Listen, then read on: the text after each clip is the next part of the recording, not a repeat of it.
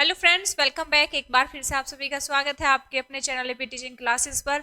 जैसे कि हम यहाँ पर प्रीवियस ईयर क्वेश्चन पेपर को डिस्कस कर रहे थे सीटेट के, और उसमें हम साइकोलॉजी का यानी कि सीटीपी का पार्ट डिस्कस कर रहे हैं 30 क्वेश्चन का। तो एक सेट को हम डिस्कस कर चुके हैं ओल्ड पेपर को, आज हम दूसरे सेट को यहाँ पर डिस्कस करेंगे। तो उम्मीद करती हूँ फर्स्ट सेट में आपने 30 क्वेश्चन को अटेम्प्ट किया होगा और अपना स्कोर जरूर वहाँ पर देखा होगा। आज हम दूसरा सेट यहाँ पर डिस्कस करेंगे, बाइलिंगुअल होगा ये भी, तो आसानी रहेगी आपको हर एक क्वेश्चन को समझने में, क्योंकि किसी को कंफर्टेबल फील होता है इंग्लिश में तो किसी को हिंदी में, तो दोनों यहाँ पर लैंग्वेज आपके सामने है। इसी के साथ में स्टार्ट करते हैं। तो मैं रुना चौधरी आप सभी का स्वागत करना चाहूंगी आपके चैनल पर, और अगर आप पहली बार इस चैनल पर आए हैं तो चैनल को कर ले सब्सक्राइब, क्योंकि हम यहाँ पर डे साइकोलॉजी उससे संबंधित कॉन्सेप्ट को डिस्कस करते हैं। तो चलिए स्टार्ट करते हैं फर्स्ट क्वेश्चन के साथ में। देखेंगे यहाँ पर निम्न में से कौन सा नियम यह सुझाव देता है कि शरीर के विभिन्न अंग विकास के विभिन्न चरणों में भिन्न भिन्न दरों में विकसित होते हैं। तो क्वेश्चन है नियम से किसके विकास के, ठीक है। और ये पूछ रहा है कि शरीर के विभिन्न अंग, जो शरीर के विभिन्न अंग होते हैं, तो विकास के विभिन्न चरणों, जैसे कि शैशवावस्था, बाल्यावस्था, इस तरीके से विकास होता है, तो विकास के विभिन्न चरणों में भिन्न भिन्न दरों से विकसित होते हैं, ठीक है। तो क्यों होते हैं? क्यों?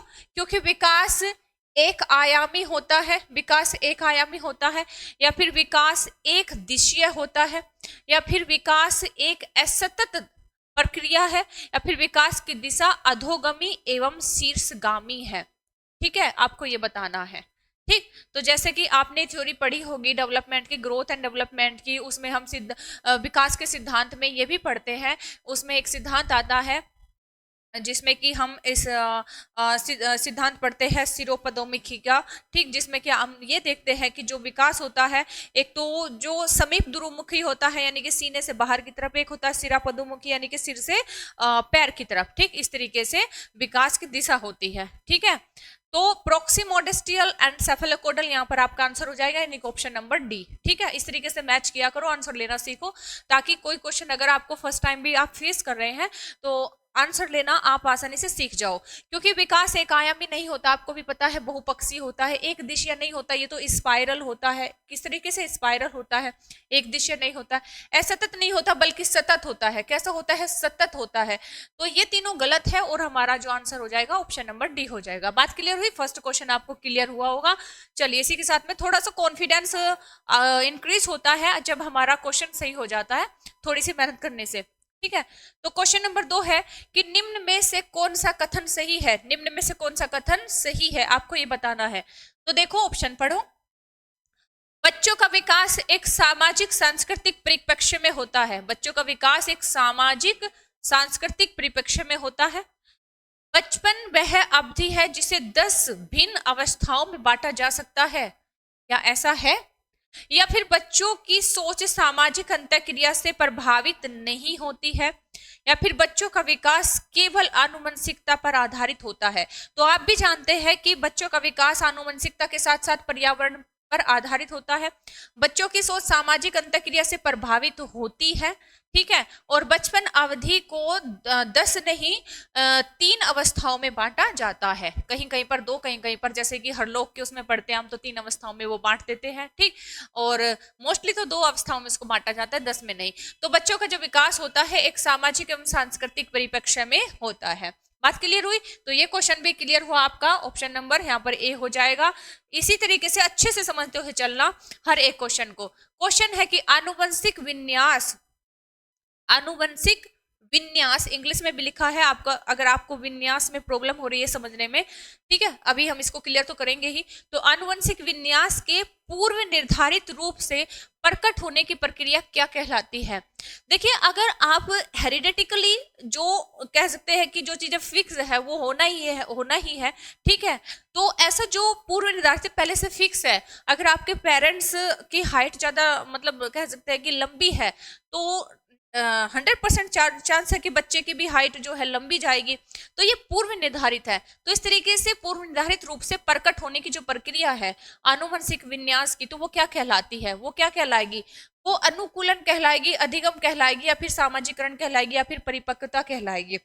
देखिए, चाहे विकास हो चाहे वृद्धि हो, चाहे विकास हो चाहे वृद्धि हो, अगर वो प्रोग्रेस हो रहा है, उसका विकास हो रहा है, वो आगे बढ़ रहा है, तो उसमें जरूरी ये है कि उसमें स्टेबिलिटी के साथ साथ में मैच्योरिटी का भी होना जरूरी है, क्योंकि किसी बच्चे को अगर विकास हुए जा रहा है और मैच्योरिटी उसमें नहीं आई है, या फिर उसकी जो है वृद्धि यानी कि ग्रोथ यानी कि लंबाई बढ़ती जा रही है और उसमें मैच्योरिटी नहीं आई है, तो उसका कोई फायदा नहीं है।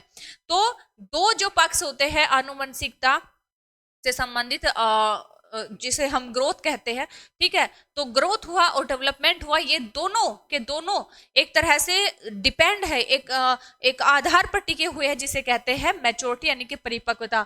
अगर बच्चा बड़ा हो रहा है और अगर बच्चा समझदार हो रहा है, तो वो एक तरह से उसमें मैच्योरिटी का आना भी जरूरी है, तभी कहेंगे कि दोनों पक्ष प्रभावी होते हैं, तभी कहेंगे दोनों पक्ष प्रभावी होते हैं। बात क्लियर हुई? तो ये क्वेश्चन नंबर 3 हमने यहाँ पर डिस्कस किया।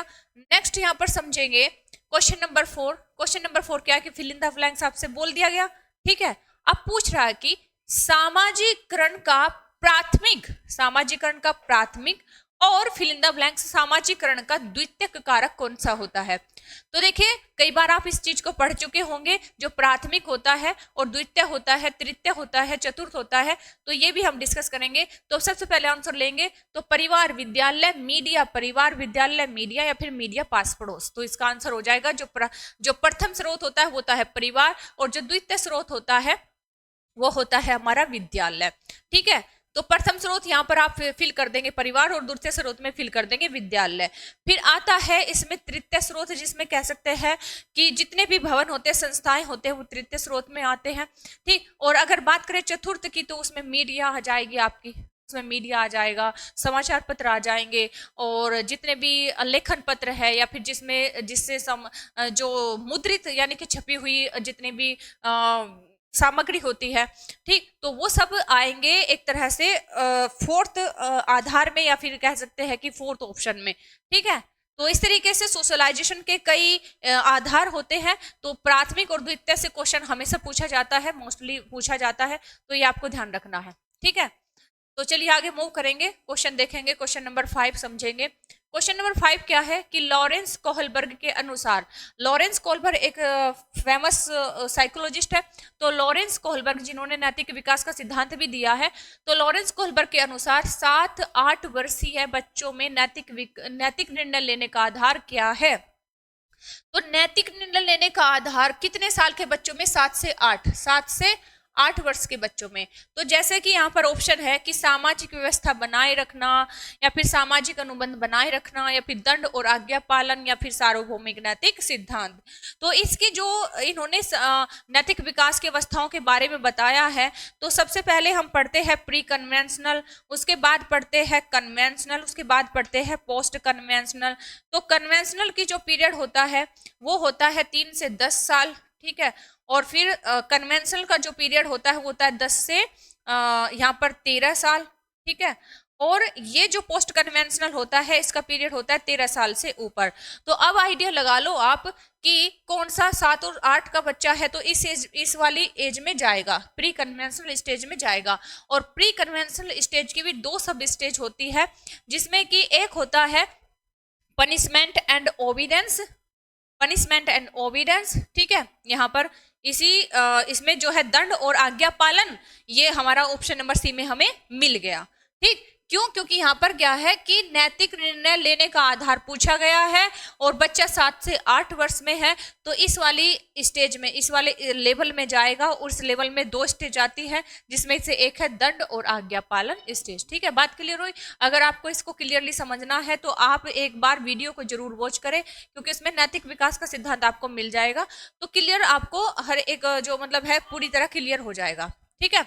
तो नेक्स्ट क्वेश्चन है कि जीन पियाजे के सिद्धांत में, जीन पियाजे जो कि बहुत इंपॉर्टेंट है अपने आप में, जीन पियाजे की थ्योरी, तो उनके सिद्धांत में क्रमबद्धता यानी कि सीक्वेंस, चीजों का सीक्वेंस, चीजों को व्यवस्थित करना, चीजों की क्रमबद्धता समझना, तो किस संदर्भ में प्रयोग हुआ है, यानी कि यहाँ पर आपको बताना है कि वह कौन सी स्टेज है जिसमें बच्चा क्रमबद्धता तो को समझ जाता है, या फिर कह सकते हैं कि एक व्यवस्थित चीजों को व्यवस्थित करना सीख जाता है, ठीक है।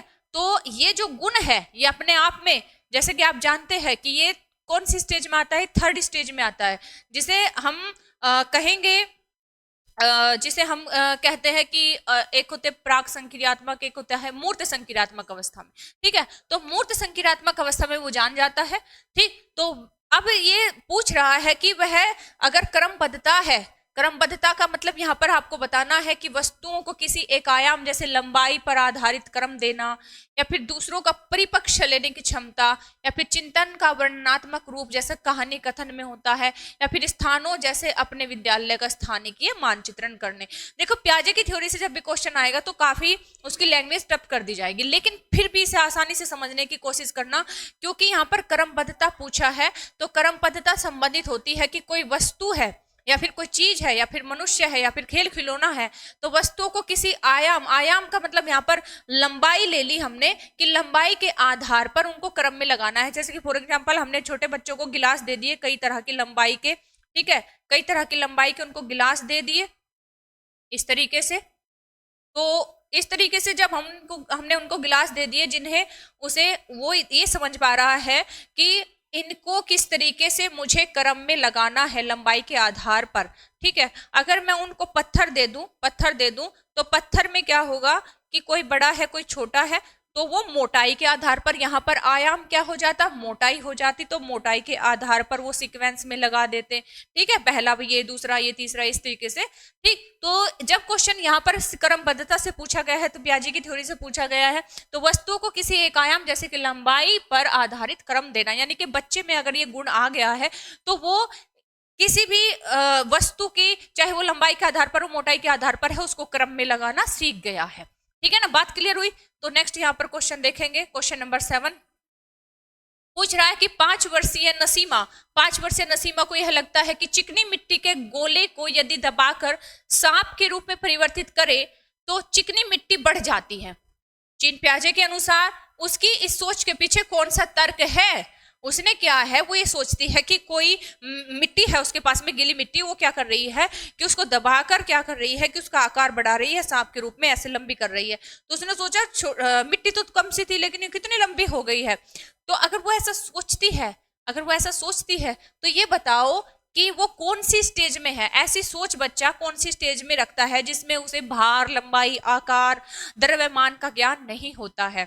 ठीक है, तो ऐसी सोच अगर वो उसके पास में अभी वो कॉन्सेप्ट क्लियर नहीं है, जो कि क्रमबद्धता वाला हमने थर्ड स्टेज में विशेषता आ जाती है वो पढ़ा है, अगर उसे ये कॉन्सेप्ट क्लियर नहीं है तो वो कौन सी स्टेज की विशेषता है, तो वो जीववाद है, या फिर कह सकते हैं कि वो केंद्रीयता है, या फिर परिकल्पित निगमनात्मक है, या फिर संक्रमण परिमाण निकालना है। तो देखो ये दूसरी स्टेज की विशेषता है, और दूसरी स्टेज में अगर वो ऐसा कर रही है तो वो केंद्रीयकरण यानी कि केंद्रीयता का गुण है उसमें। अभी क्यों? क्योंकि वो सिर्फ और सिर्फ वस्तु के एक पक्ष को समझ पा रही है, वो विभिन्न पक्षों पर विचार नहीं कर पा रही है, और वो ये नहीं समझ पा रही है कि वस्तु का आकार बढ़ा देने से उसका द्रव्यमान नहीं बदलेगा, द्रव्यमान उतना ही रहेगा। उसे लगता है ना कि मैंने सांप का आकार दे दिया तो उसका जो है वो मिट्टी बढ़ गई, मिट्टी कैसे बढ़ जाएगी, मिट्टी तो उतनी ही रहेगी।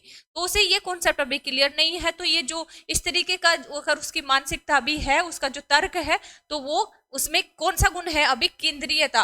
तो ये जो दूसरी स्टेज जो रहती है बच्चे की पियाजे के अनुसार, तो अभी दूसरी स्टेज में ये वाला गुण देखने को मिलता है। ठीक है, तो बात क्लियर हुई।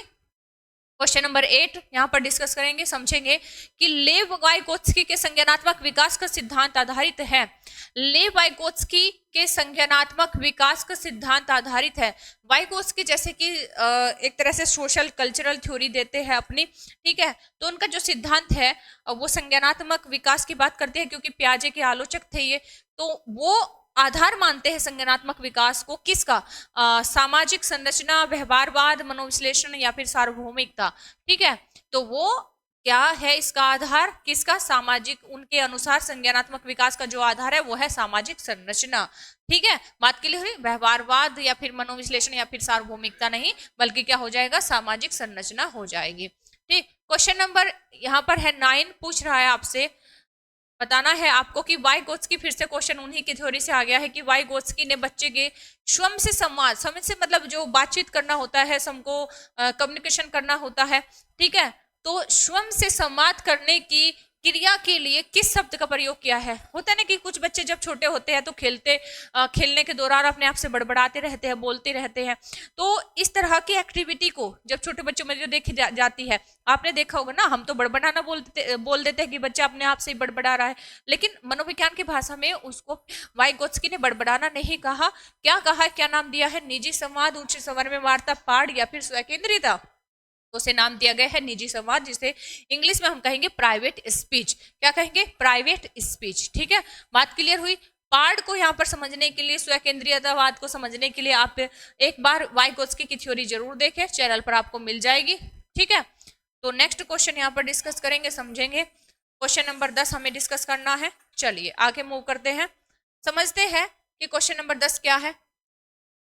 क्वेश्चन नंबर 10 है कि एक प्रगतिशील कक्षा की निम्न में से कौन सी विशेषता है। प्रगतिशील कक्षा है, कैसी कक्षा है, प्रगतिशील कक्षा है। तो प्रगतिशील कक्षा में कैसी विशेषता होती है, ड्रिल और अभ्यास पर जोर दिया जाता है, या फिर योग्यता आधारित स्थायी अलगाव किया जाता है, या फिर सहयोगिता पूर्ण अधिगम कराया जाता है, या फिर पुरस्कार और दंड का प्रयोग कराया जाता है। अगर बाल केंद्रित शिक्षा, बाल केंद्रित कक्षा है, प्रगतिशील कक्षा है, तो उस कक्षा में क्या किया जाएगा, ड्रिल और अभ्यास पर जोर नहीं, हम इस तरीके से एक्सरसाइज पर जोर नहीं दे सकते हैं। ठीक है, दूसरा, हम योग्यता आधारित स्थायी अलगाव नहीं करेंगे, बच्चों को बांटेंगे नहीं, वर्ग नहीं बनाएंगे, पुरस्कार और दंड का प्रयोग हमें नहीं करना है, ये नेगेटिव माना जाता है। ठीक है, रीइंफोर्समेंट की थ्योरी में हम इनका यूज पढ़ते हैं, तो क्वेश्चन भी फिर अलग ही तरीके से बनता है, इस तरीके से नहीं बनता है। और बात करें कि अगर ऐसी कक्षा है जो बाल केंद्रित है, प्रगतिशील है, तो वो सहयोगितापूर्ण अधिगम वहां पर होगा।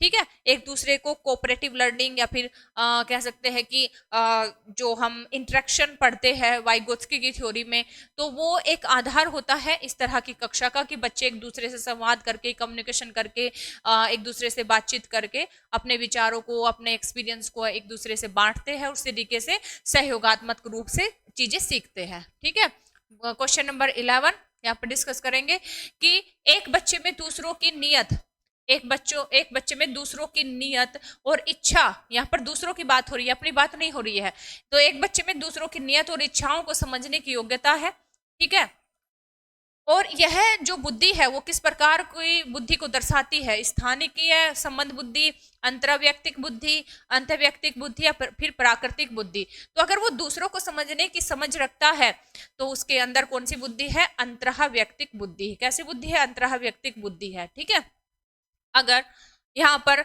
वो अपने आप को समझने की क्षमता रखता, अपनी गलतियों पर विचार करने की क्षमता रखता, तो तब उसके अंदर कौन सी बुद्धि होती, तो इंट्रापर्सनल, या फिर जिसे कह सकते हैं कि अंतःव्यक्तिक बुद्धि होती। कैसी होती, अंतःव्यक्तिक। लेकिन यहाँ पर बात हो रही है दूसरों की। तो ये क्वेश्चन क्लियर हुआ होगा आपको। ठीक है, क्वेश्चन नंबर 12 देखेंगे। क्वेश्चन नंबर 12 क्या है, क्वेश्चन नंबर 12 है कि राष्ट्रीय शिक्षा नीति 2020 में निम्न में से कौन सा कथन प्रस्तावित है। राष्ट्रीय शिक्षा नीति 2020 आपने पढ़ी होगी, उसमें आपको ये पढ़कर बताना है कि इसमें से राष्ट्रीय शिक्षा नीति के साथ में कौन सा कथन एकदम सही जाता है। जैसे कि यहाँ पर ऑप्शन नंबर 1 है कि अपनी मातृभाषा में शिक्षित होना, अपनी मातृभाषा में शिक्षित होना शैक्षिक और प्रौद्योगिक उन्नति में बाधक है। ठीक है, विद्यालयों को बच्चों को अंग्रेजी भाषा की प्रथम भाषा के रूप में सीखने और बोलने के लिए प्रोत्साहित करना चाहिए, या फिर बाल विद्यार्थियों के लिए बहुभाषी होने से उच्च संज्ञानात्मक लाभ होते हैं, या फिर द्विभाषीय उपागम विद्यार्थियों में उलझन पैदा करता है। तो जैसा कि अगर आपने 2020 की पॉलिसी पढ़ी है, इससे पहले भी जो माना जाता था, अच्छा माना जाता था बहुभाषावाद को, कह सकते हैं कि मल्टीलिंगुअल लैंग्वेज के बेस पर चीज़ों को पढ़ाना अच्छा माना जाता था। और अब तो इस बात को मतलब एक तरह से मान्यता दे दी गई है और प्रावधान कर दिया गया है 2020 की नीति में। कहा गया है कि जो बच्चे होते हैं, बाल विद्यार्थियों के लिए बहुभाषी होने से क्या होता है कि उच्च संज्ञानात्मक लाभ होते हैं। क्यों? क्योंकि वहां पर बहुत तरह के बोथ लैंग्वेज वाले बोलने वाले बच्चे आते हैं, और कभी भी जो द्विभाषी होती है वो बाधा नहीं बनती है। कोई उर्दू बोलेगा, उर्दू वाले से कोई पंजाबी सीखेगा, पंजाबी वाले से उर्दू सीखेगा, इंग्लिश वाले बच्चे आते हैं, हिंदी वाले बच्चे आते हैं, ठीक है। इस तरीके से नए नए शब्द सीखने को मिलते हैं। तो ये तो सीधी सी बात है, एक संसाधन के रूप में देखी जाती है और ये हेल्प करती है। क्वेश्चन नंबर 13 है, पूछ रहा है आपसे कि जेंडर भूमिकाएं हैं। जेंडर भूमिकाएं अधिग्रहित व्यवहार होता है, जन्मजात व्यवहार होता है, जैविक संरचनाएं होती है, या फिर आनुवंशिक निर्धारित होता है। देखो, जेंडर जो भूमिकाएं होती है वो समाज के द्वारा बनाई गई है। जिस तरीके से समाज में चीजों को देखा जाता है तो वो एक अपने आप में एक मानसिकता है। तो वो आनुवंशिक यानी कि भगवान ने हमें नहीं दिया, जन्मजात वो नहीं होता है।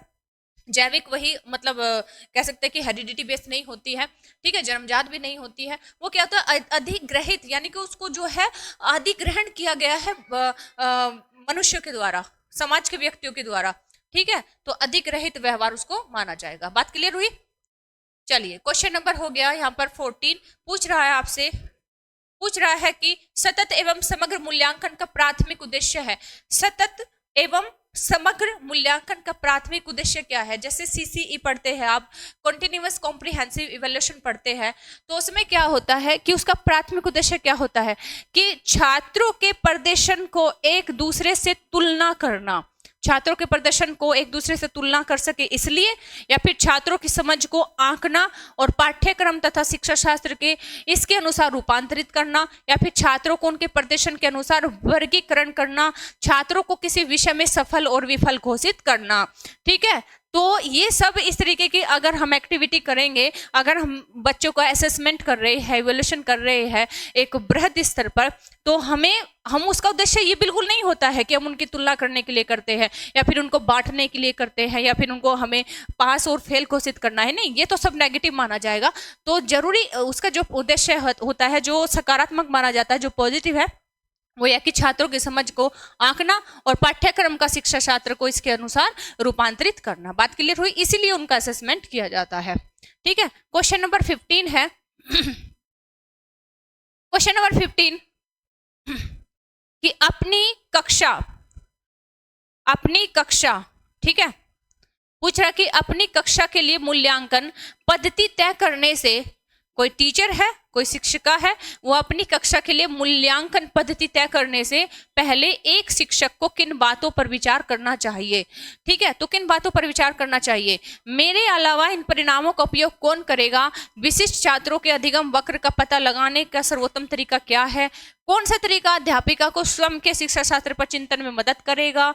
और या फिर कौन सी विधि छात्रों को उच्चतम अंक पाने में मदद करेगी? देखो, इस क्वेश्चन में आप कंफ्यूज हो गए होंगे कि हम आंसर क्या लें, क्योंकि यहाँ पर तो हमें लगभग सभी नेगेटिव पॉइंट दिखाई दे रहे हैं, पॉजिटिव नहीं है। तो हाँ, ये जो था एक एक्सेप्शनल क्वेश्चन है, और इसको सभी को इसका एक एक मार्क्स दे दिया गया है। इसका कुछ भी फिक्स आंसर इसलिए नहीं बनता क्योंकि इसमें ऑप्शन कुछ भी करेक्ट यहाँ पर जो ऑप्शन दिए गए हैं उसके अकॉर्डिंग नहीं बनता, ठीक है।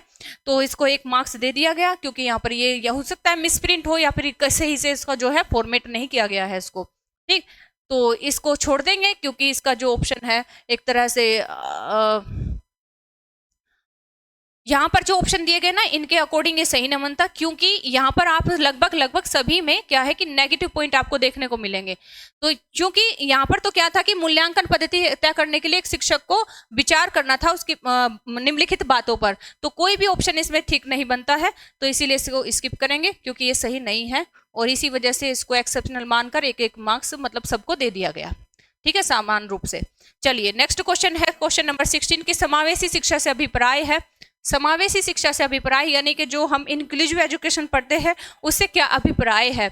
तो आर्थिक रूप से कमजोर वर्ग यानी कि ईडब्ल्यूएस का आरक्षण केवल सरकारी विद्यालयों में ही उपलब्ध कराया जाए, या फिर दिव्यांग छात्रों को सिर्फ विशेष विद्यालयों में ही शिक्षा दी जाए, या फिर सरकारी विद्यालयों में केवल अंग्रेजी भाषा पढ़ाई जाए, या फिर योग्यताओं से परे होकर सभी बच्चों को गुणवत्ता शिक्षा उपलब्ध कराई जाए। अगर हम फर्स्ट ऑप्शन देखें तो समावेशी शिक्षा कभी भी ये नहीं कहती है कि कमजोर वर्गों को आरक्षण की तो वो बात चलो करती है, लेकिन केवल सरकारी विद्यालयों में ही उपलब्ध कराई जाए ऐसी वो बात नहीं करती है। ठीक है, दिव्यांग छात्रों को सिर्फ विशेष विद्यालयों में ही वो अलग करने की बात नहीं करेगी, वो तो सबको एक ही विद्यालय में पढ़ाती है। सरकारी विद्यालयों में केवल अंग्रेजी नहीं बहुभाषा में पढ़ा जाता है। तो यहाँ जो ऑप्शन होगा एकदम सही कि योग्यताओं से परे होकर सभी बच्चों का गुणवत्तीय शिक्षा वो उपलब्ध कराती है। ठीक है, इसीलिए उसको समावेशी शिक्षा कहते हैं। क्वेश्चन नंबर 17 है, पूछ रहा है कि आपको कथन ए पढ़ना है और फिर कारण जो दिया गया है आर में वो देखना है कि वो एकदम सही है क्या। तो क्वेश्चन है कि पढ़ाते समय एक शिक्षक को पाठ्यक्रम सामग्री को दर्शाने के लिए विभिन्न तरीके अपनाने चाहिए, क्या ये सही है? अगर ये सही है तो क्या शिक्षक को अधिगमकर्ताओं की, क्योंकि इसलिए कि जो शिक्षक होता है, शिक्षक को अधिगमकर्ता यानी कि जो लर्नर्स होते हैं, जो स्टूडेंट्स होते हैं, अधिगमकर्ताओं की विविध आवश्यकताओं हेतु अपने शिक्षा शास्त्र को अनुकूल बनाना चाहिए। ठीक है, तो दोनों ऑप्शन सही है। अगर दोनों ऑप्शन सही है तो ए और आर दोनों सही है, और जो आर है वो सही व्याख्या करता है किसकी? ए की। ठीक है ना, बात क्लियर हुई? चलिए आगे मूव करेंगे, समझेंगे क्वेश्चन को, आगे मूव करेंगे। एक बार मैं क्विट कर देती हूँ उसको। ठीक है, नेक्स्ट क्वेश्चन की तरफ चलते हैं। Next question, question number 18। तो क्वेश्चन क्या है? क्वेश्चन है आपके सामने कि एक बच्ची लिखाई में निरंतर कठिनाई का सामना करती है, लिखाई में निरंतर कठिनाई का सामना करती है, उसे अक्सर बनाने और शब्दों के बीच जो अंतराल होता है उसको करने में चुनौती महसूस होती है। तो ये जो लक्षण है, तो अधिगम, आपको कहीं ना कहीं अधिगम विकार नजर आ रहा है, तो ये किसकी ओर, यानी कि अगर उसको अक्षर को बनाने में यानी कि लिखने में प्रॉब्लम हो रही है, उनकी जो बनावट है वो सही तरीके से नहीं बना पा रही है, तो ये जो चुनौती है उसे जो महसूस होती है वो तो कौन से विकार से संबंधित है? तो डिसलेक्सिया आप उसे कहोगे, आप उसे डिस्ग्राफिया कहोगे, या फिर आप उसे कैलकुलिया कहोगे, या फिर अटेंशन डेफिसिट हाइपर एक्टिविटी कहोगे। ठीक है, तो कौन सा आप उसको डिसऑर्डर कहोगे? तो आप कहोगे कि उसे क्या है? डिस्ग्राफिया है। डिस्ग्राफिया क्योंकि उसको जो है वो शब्दों की बनावट सही नहीं बना पा रही है। अगर शब्द ऐसे है तो वो कुछ इसी तरीके से, मतलब वो सही उसको पेन को यूज नहीं कर पाती है।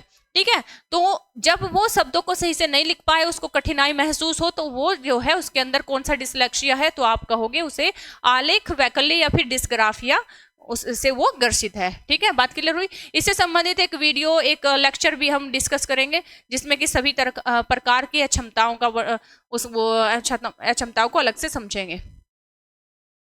अब समझेंगे क्वेश्चन नंबर 19 को। क्वेश्चन नंबर 19 क्या है? पूछ रहा है आपसे कि विद्यार्थियों में व्यक्तिगत विभिन्नताओं को पूरा करने के लिए एक शिक्षक को, देखिए जितने भी विद्यार्थी होते हैं अपने आप में हर एक विद्यार्थी यूनिक है, तो उनमें व्यक्तिगत विभिन्नताएं होती है, तो उनको पूरा करने के लिए यानी कि हर एक बच्चे की नीड्स को पूरा करने के लिए जो उसको जरूरत है, किसी को किसी तरीके से समझ आता है, किसी को किसी तरीके से, तो मानकीकृत पद्धतियों और आंकलनों का जो तरीका होता है उनको उपयोग करना चाहिए, या फिर शिक्षा शास्त्रीय उपागमों और मूल्यांकन के विविध साधनों का उपयोग करना चाहिए, या फिर रटन आधारित अधिगम को निर्धारित करने के लिए एक रूप शिक्षा शास्त्र का इस्तेमाल और योगात्मक आकलन पर बल देना चाहिए, या फिर पेपर पेंसिल आधारित परीक्षणों की संख्या में वृद्धि और पुनर्स्मरण पर बल देना चाहिए। ठीक है, तो हमें पेपर पेंसिल मोड को बढ़ावा नहीं देना है, इससे बच्चे रट्टू बनते हैं। ठीक है, और रट्टू बनते तो सीधे है, रटन पद्धति को हमें बढ़ावा नहीं देना, उनको रट्टू नहीं बनाना है। दूसरा कि मानकीकृत पद्धतियों और आकलन के तरीकों का उपयोग करना चाहिए। अगर हम ऐसा करते हैं तो हमारी शिक्षा लचीली नहीं बनेगी, उसमें लचीलापन नहीं आएगा, उसमें क्या हो जाएगा, वो तो एक तरह से स्ट्रिक्ट बन जाएगी। और क्योंकि बच्चे अलग अलग तरीके के हैं, तो मानकीकृत से क्या पता किसी को सीधे मतलब जो एक मानकीकृत तरीका है उसको समझ में नहीं आ रहा है, उसको एकदम जो उसकी वास्तविक जीवन है उससे संबंधित करके उसको पढ़ाना पड़े। तो शिक्षा शास्त्रीय उपागमों और मूल्यांकन के विविध साधनों का उपयोग हमें करना चाहिए। बात समझ गए ना? इससे क्या होगा कि हर एक बच्चे की आवश्यकताओं को पूरा किया जा सकता है। क्वेश्चन नंबर 20 है, पूछ रहा है आपसे कि निम्न में से कौन सा सृजनात्मकता का अनिवार्य लक्षण है। सृजनात्मकता यानी कि क्रिएटिविटी। क्रिएटिविटी का क्या मतलब होता है कि आप पुराने तरीकों, पारंपरिक तरीकों को ना अपनाकर आप कुछ नए ढंग से चीजों को निर्मित करो, नई सोच का निर्माण करो, ठीक है, नए तरीके अपनाओ, तो ये क्रिएटिविटी सृजनात्मकता कहलाती है। तो अगर आप किसी बच्चे में निम्न पूछ रहा है कि सृजनात्मकता का अनिवार्य लक्षण क्या है, तो सृजनात्मकता के अनिवार्य लक्षण के लिए अपसारी चिंतन, आवेगशीलता, सोच में केंद्रीकरण, अभिसारी चिंतन। तो उसके लिए जो अनिवार्य लक्षण है वो है अपसारी चिंतन, यानी कि कोई भी सब्जेक्ट है, ऑब्जेक्ट है, तो आप उस पर एक नहीं कई तरीके से जब सोचते हो तो उसमें विकसित होता है सृजनात्मकता, उससे विकसित होता है सृजनात्मकता, ठीक है। आवेगशीलता का मतलब यहाँ पर तेजी से, जल्दबाजी में कुछ भी आपको नहीं करना चाहिए। सोच में केंद्रीकरण, भाई आप एक ही पक्ष पर सोचोगे, भले ही 100 तरह की समस्याएं हो, 100 तरह की समस्याओं का एक समाधान नहीं हो सकता, तो सोच में केंद्रीकरण नहीं। अभिसारी चिंतन भी कुछ इसी तरीके का होता है, ठीक है, अभिसारी चिंतन भी कुछ इसी तरीके का होता है, तो ये गलत हो जाएगा। ऑप्शन नंबर हमारा ए हो जाएगा क्वेश्चन नंबर 20 का आंसर। क्वेश्चन नंबर 21 है, पूछ रहा है कि छोटे बच्चे ज्ञान की संरचना और अर्थ किस प्रकार से निकालते हैं। जो छोटे बच्चे होते हैं वो जो ज्ञान की संरचना करते हैं और जो अर्थ निकालते हो तो किस प्रकार से निकालते हैं। सक्रिय अन्वेषण द्वारा, खेल के द्वारा, पदार्थों पर क्रिया और प्रयोग के द्वारा, सहपाठियों और वयस्कों के संग सहभागिता द्वारा। तो यहाँ पर सभी ऑप्शन एकदम सही है, तो सभी ऑप्शन सही है, तो हमारे जो है first, second, third and fourth हमारा जो है जहां पर भी है, यानी कि ऑप्शन डी में है, तो एकदम सही मैच हो जाएगा, है ना। क्वेश्चन नंबर 22 है, इसमें दिमाग लगाने की जरूरत कुछ थी नहीं। देखो, एक अध्यापिका बच्चों को फोन नंबर रटने के लिए फोन नंबर के 10 अंकों को क्या करती है, तोड़ देती, बांट देती है। 3 और 4 अंकों के समूह में बांटकर याद करने को वो सुझाती है, ठीक है। तो अध्यापिका द्वारा जो सुझाई गई रणनीति है वो क्या कहलाएगी, वो खंडीकरण कहलाएगी, वो कूट लेखन कहलाएगी, या फिर स्वांगीकरण कहलाएगी, या फिर अनुकूलन कहलाएगी। अनुकूलन यानी कि वो एडप्ट करने को नहीं बोल रही है, ठीक है। स्वांगीकरण यानी कि वो सम्मिलित करने को, उसने तो तोड़ा है, वो सम्मिलित थोड़े ना कर रही है ना।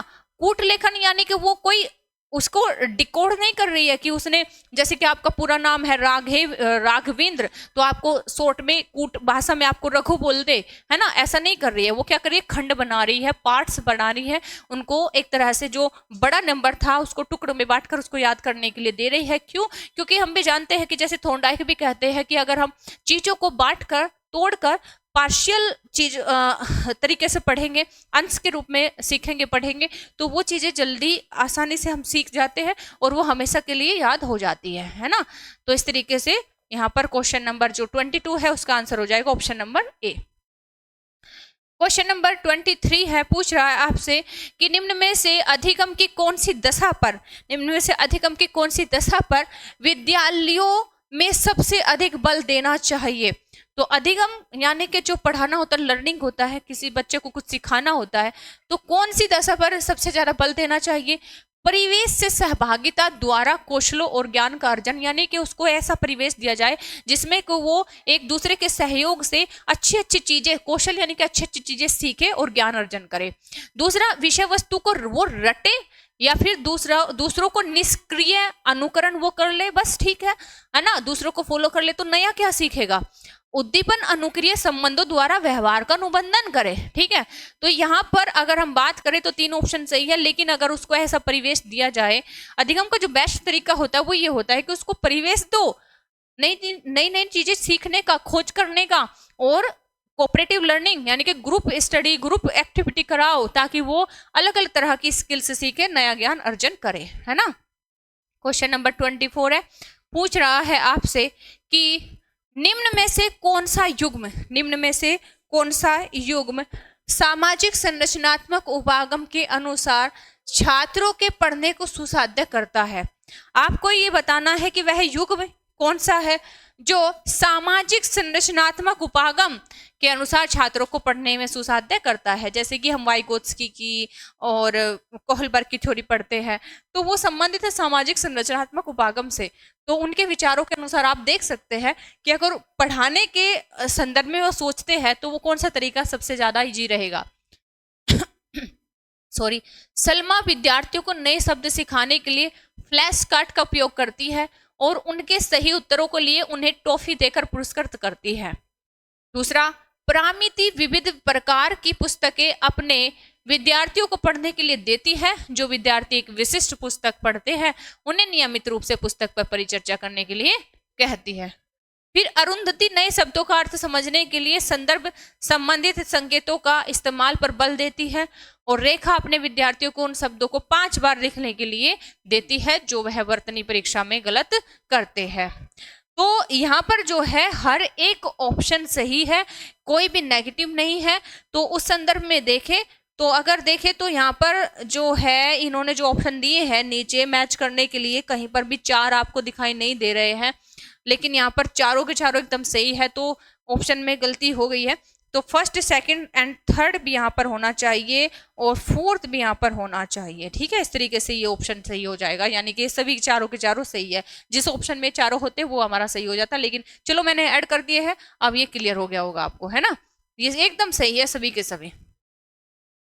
चलो नेक्स्ट है, आपसे पूछ रहा है कि एक शिक्षक होने के नाते आप अपने छात्रों में समस्या समाधान क्षमताओं को किस प्रकार सुसाध्य कर सकते हैं। आप एक शिक्षक हैं, ठीक है, आप एक शिक्षक होने के नाते आप क्या कर रहे हैं कि अपने छात्रों में समस्या समाधान क्षमताओं को आपको विकसित करना है। तो ऐसा करने के लिए आप बहुत अच्छा मतलब सुसाध्य तरीका मतलब प्रयास करते हैं। तो अपने विद्यार्थियों में डर की भावना पैदा करके आप ऐसा कर सकते हो कि वो प्रॉब्लम सॉल्विंग करना सीख जाए, या फिर समस्याओं के हल हेतु अटल तरीके से के इस्तेमाल करके उनको बढ़ावा देकर, या फिर समरूपों के इस्तेमाल को बढ़ावा देकर, यानी कि कह सकते हैं कि एक ही जैसे तरीके को अपनाकर, या फिर निष्क्रिय रटन पद्धतियों का इस्तेमाल को बढ़ावा देकर। ठीक है, तो आपको बताना है कि यहाँ पर कौन सा ऑप्शन ऐसा है जो समस्या समाधान की क्षमताओं को बढ़ाएगा, इजी करेगा। तो निष्क्रिय रटन तो बिल्कुल भी नहीं करेगा। ठीक है, निष्क्रिय समरूप यानी कि एक जैसे तरीके से प्रॉब्लम सॉल्विंग वो कैसे सीखेगा, उसके सामने 1000 तरह की समस्या आपको रखनी है, और उनके डर की भावना उनके अंदर पैदा करके आप उसे नहीं सिखा सकते, बल्कि क्या कर सकते हो कि समस्याओं के हल हेतु अटल तरीके के इस्तेमाल को बढ़ावा देकर। ठीक है, अटल नहीं, यहाँ पर अलग होना चाहिए, यहाँ पर अलग होना चाहिए, डिफरेंट होना चाहिए, यहाँ पर डिफरेंट होना चाहिए, अलग नहीं होना चाहिए। फिक्स्ड वे है ना, फिक्स्ड वे है ना, तो ये जो है अलग हो जाएगा, अलग अलग तरीके, है ना। बात क्लियर हुई। चलिए क्वेश्चन नंबर 26 है। क्वेश्चन नंबर 26 क्या पूछता है कि निम्नलिखित में से कौन सा सार्थक अधिगम को सुसाध्य करेगा। सार्थक अधिगम यानी कि मीनिंगफुल लर्निंग को इजी बनाएगा। कौन सा कि कक्षा में संदर्भ रहित अधिगम को बढ़ावा देना, या फिर एक समस्या पर विविध तरीकों से विचार करने के लिए प्रोत्साहित करना, या फिर रट्टा मारकर सीखने को प्रोत्साहित करना, या फिर शिक्षक द्वारा श्याम पट पर लिखे गए उत्तरों को नकल करके उतारना। तो अगर आपको पता है कि लर्निंग को ज्यादा इजी किस तरीके से बनाया जा सकता है, तो वो तरीका है आपका कि जब एक समस्या पर क्या है विविध तरीकों को अपनाकर विचार करने के लिए प्रोत्साहित किया जाएगा। हम उसे अधिगम रहित और संदर्भ रहित यानी कि मीनिंगलेस नहीं पढ़ा सकते, रट्टू हम उसे नहीं बना सकते कि रट्टा मारकर आप सीख लो, हम उसे नकलची नहीं बना सकते। हम क्या करेंगे, उसके सामने बहुत तरह के तरीके अपनाएंगे जिससे कि वो किसी ना किसी तरीके से जरूर सीख लेगा। ठीक है, इस तरीके से हमने देखा। ये अभी तक हमने 26 क्वेश्चन को डिस्कस किया है। अब 27 क्वेश्चन हम यहाँ पर समझेंगे। क्वेश्चन नंबर 27, ठीक है, तो पूछ रहा है आपसे कि अगर विद्यार्थी अपने कार्य की सफलता को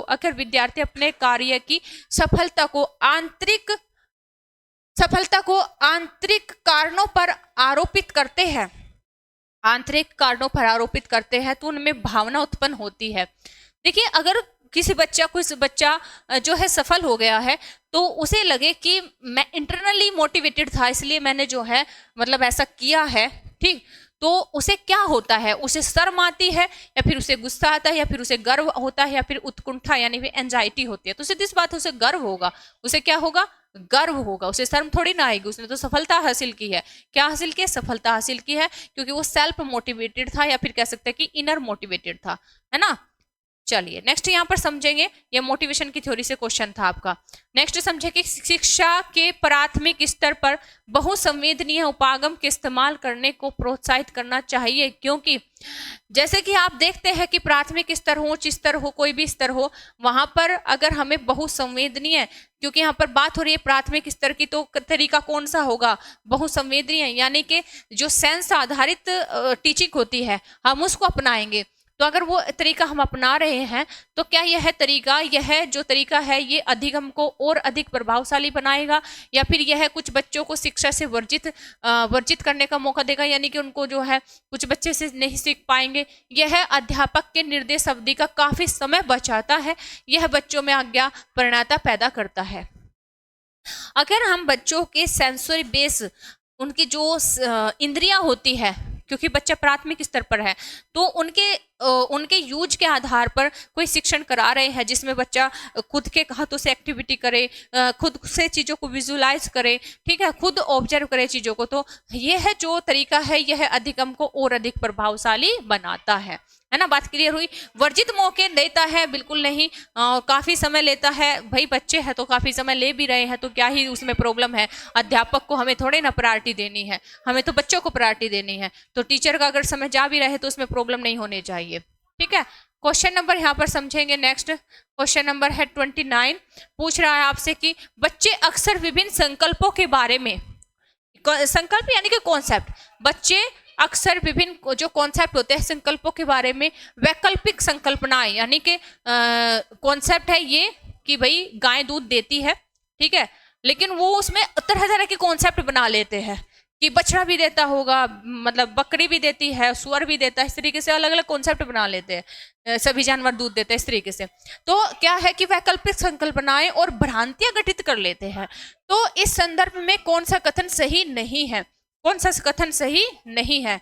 तो एक अध्यापिका को बच्चों द्वारा गठित वैकल्पिक संकल्पना और भ्रांतियों को सख्त रूप से हतोत्साहित करना चाहिए, या फिर बच्चों और वयस्कों में वैकल्पिक संकल्पनाओं और भ्रांतियों का गठन बहुत स्वाभाविक है। एक अध्यापिका को निश्चित रूप से इन वैकल्पिक संकल्पनाओं और भ्रांतियों पर गौर करना चाहिए, और क्योंकि ये सीखने सिखाने की प्रक्रिया में महत्वपूर्ण है। वैकल्पिक संकल्पनाओं और भ्रांतियों सदैव निराधार नहीं होती, बल्कि बच्चों को अपने आसपास की दुनिया के बारे में सहज समझ को दर्शाती है। तो सीधी सी बात है, यहाँ पर जो है, जो ऑप्शन है हमारा, जो भी संकल्पनाएं हैं उन पर एक तरह से गौर करना चाहिए। क्यों करना चाहिए? क्योंकि ये सीखने सिखाने की महत्वपूर्ण क्या है प्रक्रिया, जो सीखने सिखाने की प्रक्रिया में है उनमें ये महत्वपूर्ण भूमिका निभाती है। ठीक है, बात क्लियर हुई। तो इस तरीके के कॉन्सेप्ट को भी टीचर को साथ में लेकर चलना चाहिए, क्योंकि इससे हो सकता है कि उन्हें उनका जो बेसिक है, या फिर कह सकते हैं कि उनसे वो जो एग्जाम्पल, वो जो मतलब कॉन्सेप्ट वो पूछती है, तो अलग अलग अवधारणाएं आपको उनको सुनने को मिलती है। तो उससे क्या होता है कि उन्हें आइडिया मिलता है कि बच्चे किस तरीके से सोचते हैं। ठीक, तो क्वेश्चन नंबर 30 लास्ट इस वीडियो का हमारा ये क्वेश्चन है कि निम्न में से अधिगम का कौन सा परिपक्ष यह कहता है कि ठोस प्रलोभनों और पुरस्कारों द्वारा विद्यार्थियों को सीखने के लिए अभिप्रेरित किया जा सकता है। यानी कि वह कौन सा उपागम है जो यह मानता है कि दिमाग का इस्तेमाल ना करके, भले ही किसी बच्चे के पास में दिमाग नहीं है तो क्या वह चीज़ों को नहीं सीख सकता है। तो कौन सी चीज़ों से? मूर्त चीज़ों से, ठोस चीज़ों से। तो ऐसा मानना मानवतावादी का है, या फिर व्यवहारवादियों का है, या फिर संज्ञानवादियों का है, या फिर सामाजिक सांस्कृतिक वादियों का है? तो ऐसा जो मानते हैं वो मानते हैं व्यवहारवादी। कौन मानते हैं? व्यवहारवादी। ठीक है, इसमें थोंडाइक पढ़ते हैं हम, स्किनर पढ़ते हैं, इस तरीके से अलग अलग मनोवैज्ञानिकों को पढ़ते हैं। तो यहाँ पर हमने 30 क्वेश्चनों को डिस्कस किया। तो उम्मीद करती हूँ कि आपने पूरी क्लास वॉच की होगी, और अगर आपने क्लास वॉच की है और अपना स्कोर भी मेंटेन किया है तो स्कोर जरूर शेयर करें। Thanks for watching. मिलते हैं नेक्स्ट क्लास में, नेक्स्ट वीडियो उसमें क्वेश्चन पेपर के साथ में। तो इसी के साथ में मैं चाहूंगी कि आप बाकी लोगों को जरूर शेयर करें। अगर आप चैनल पर पहली बार आए हैं तो चैनल को कर ले सब्सक्राइब। ठीक है, क्योंकि हम इसी तरीके से जितने भी सीटेट के ओल्ड पेपर हैं हम उसको सिक्वेंसली डिस्कस करते रहेंगे। ठीक, तो चलिए इसी के साथ में अपनी तैयारी आप बनाए रखें। मिलते हैं नेक्स्ट क्लास में। Take care, thank you, bye bye.